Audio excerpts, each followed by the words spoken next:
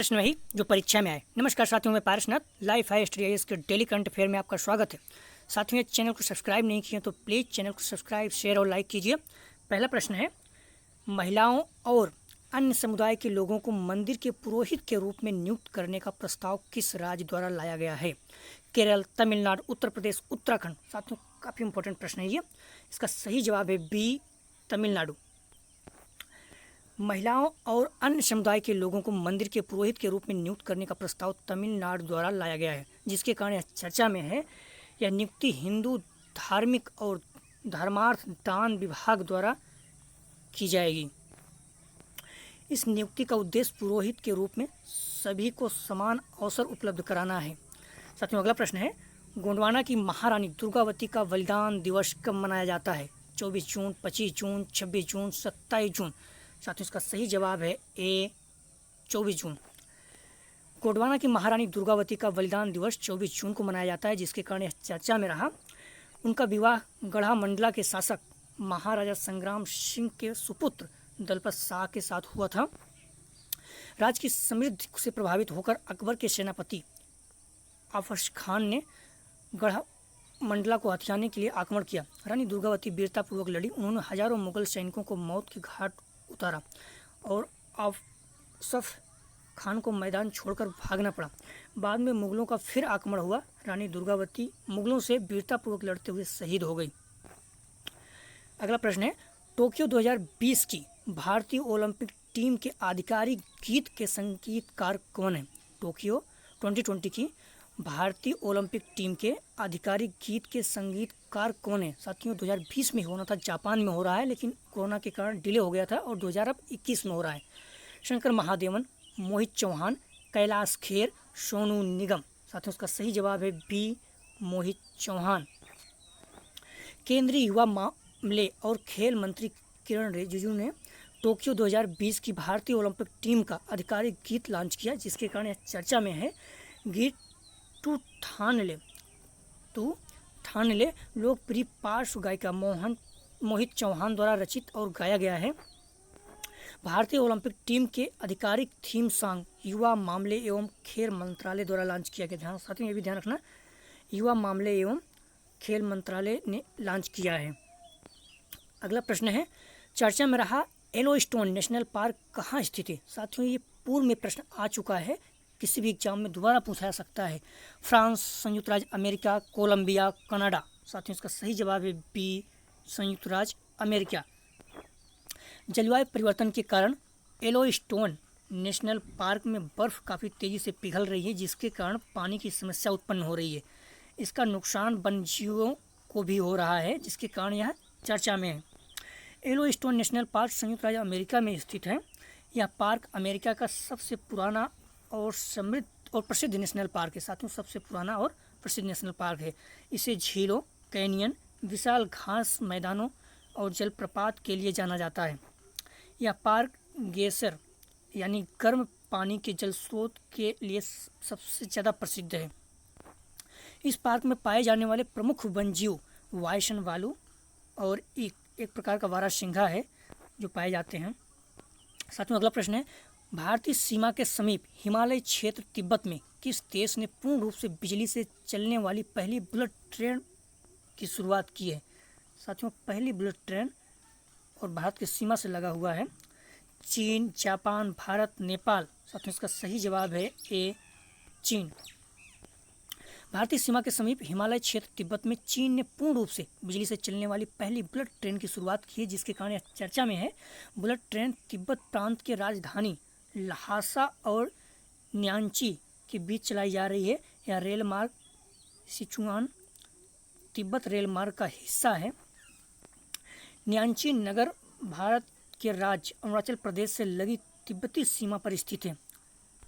साथियों, अगला प्रश्न है, हाल ही में चर्चा में रहा संयुक्त राष्ट्र मादक पदार्थ एवं अपराध का मुख्यालय कहाँ स्थित है?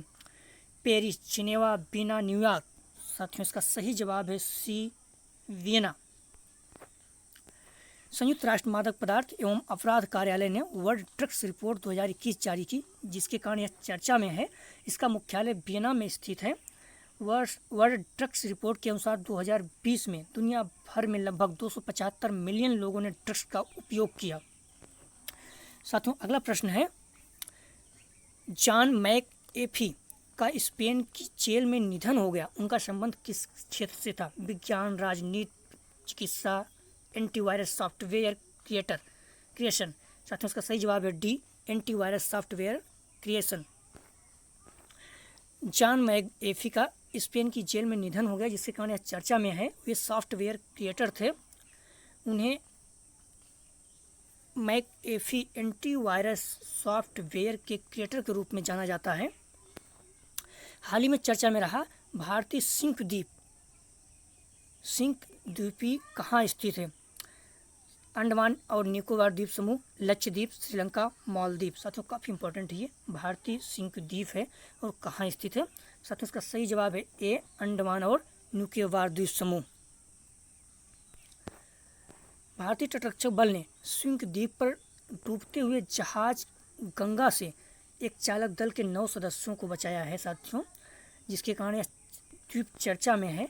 सिंक द्वीप अंडमान और निकोबार द्वीप समूह में स्थित है। यह द्वीप उत्तर सिंक और दक्षिण सिंक के रूप में विभाजित है। यहाँ निर्जन द्वीप है, मतलब यहाँ लोग नहीं रहते हैं अभी। इस द्वीप में पर्यटकों को घूमने के लिए विशेष अनुमति लेनी पड़ती है। इस द्वीप में स्टारफिश और मगरमच्छ जैसे समुद्री जीव पाए जाते हैं। साथियों, अगला प्रश्न है, रक्षा मंत्री राजनाथ सिंह जी ने कर्नाटक के कारवार नौसेना अड्डे का दौरा कर निर्माण कार्य की समीक्षा की। यह निर्माण कार्य किस प्रोजेक्ट के तहत किया जा रहा है? Project Indradhanush, project Seabird, project Flying Bird, project Sky. साथियों, इसका सही जवाब है बी, प्रोजेक्ट सीवर्ड। रक्षा मंत्री राजनाथ सिंह ने कर्नाटक के कारवार नौसेना अड्डे का दौरा कर निर्माण कार्य की समीक्षा की, जिसके कारण चर्चा में है। यह निर्माण कार्य प्रोजेक्ट सीवर्ड के तहत किया जा रहा है। रक्षा मंत्री ने आशा जताई कि इस प्रोजेक्ट को पूरा होने के बाद कारवार नौसेना अड्डा एशिया का सबसे बड़ा नौसेना अड्डा बन जाएगा। साथियों, ध्यान रखना, एशिया का सबसे बड़ा नौसेना अड्डा, इसलिए इम्पोर्टेंट है। अगला प्रश्न साथियों, 25 जून को 3 शहरी अभियानों स्मार्ट सिटी मिशन, अमृत, प्रधानमंत्री आवास योजना, शहरी की कौन सी वर्षगांठ मनाई जा रही है? साथियों, 5वीं, 6वीं, 7वीं, 8वीं। इसका सही जवाब है बी, 6वीं। 25 जून को 3 शहरी अभियान स्मार्ट मिशन, अमृत तथा प्रधानमंत्री आवास योजना शहर की 6वीं वर्षगांठ मनाई जा रही है। शहरी की 6वीं वर्षगांठ मनाई, जिसके कारण यह चर्चा में है। 6वीं वर्षगांठ के उपलक्ष्य में आवास एवं शहरी कार्य मंत्रालय ने आज एक ऑनलाइन कार्यक्रम का आयोजन किया। ये 3 अभियान 25 जून 2015 को लॉन्च किए गए थे। साथियों, कभी कभी योजनाओं का नाम देता है और पूछता है किस सन में लॉन्च किया गया है, कभी कभी डायरेक्ट मैचिंग वाले में जाता है, तो आप लोगों को याद होना चाहिए।